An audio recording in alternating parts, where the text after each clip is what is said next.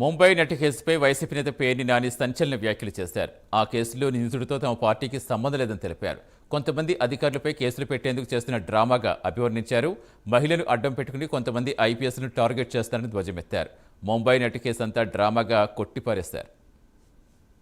లెక్కకి మిక్కిలి కేసులున్నటువంటి ఒక ఆడబొడుచుని ఆవిడని ఒక ప్రధాన పాత్రగా పెట్టి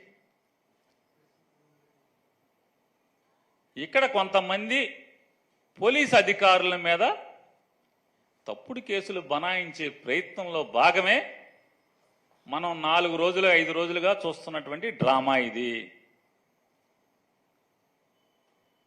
కొంతమంది ఐపీఎస్ అధికారుల మీద ఎఫ్ఐఆర్ దాఖలు చేయడం కోసం నడిపేటువంటి డ్రామానే చంద్రబాబు దగ్గర నుంచి చంద్రబాబుతో మొదలై మళ్ళీ చంద్రబాబు దగ్గరే అంతం.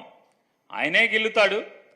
ఆయన ప్రేరణ తీసుకుని ఒకేసారి ఒకే రోజు ఈనాడు ఆంధ్రజ్యోతిలో ఒకే రోజు పెద్ద పెద్ద వార్తలు అచ్చవుతాయి.